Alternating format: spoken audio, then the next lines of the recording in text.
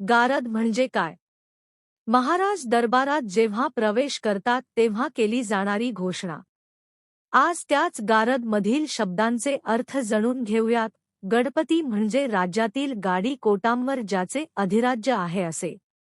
गजश्वप्ती म्हणजे ज्यांच्याकडे स्वतःचे हत्ती आणि घोडदळ आहेत असे। भूपती प्रजापती म्हणजे ज्यांनी राज्यातील भूमीचे आणि प्रजेचे राज्याभिषेक नंतर स्वीकारलेले पद। सुवर्णरत्न श्रीपती म्हणजे राज्यातील खजिन्यात असलेले हिरे, मोती, सोने यावर ज्यांचे अधिपत्य आहे असे महाराज। अष्टवधान जागृत म्हणजे आठही दिशांवर लक्ष असणारे।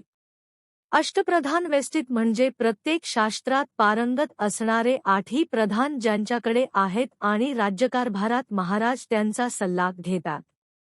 न्यायालंकार मंडित म्हणजे सदैव न्यायाचाच बाजूने निकाल देणारे। शास्त्र पारंगत म्हणजे शास्त्रात आणि शास्त्रात विद्येत पारंगत असणारे महाराज। राजनीती धुरंधर म्हणजे आदर्श राज्यकर्ता असणारे।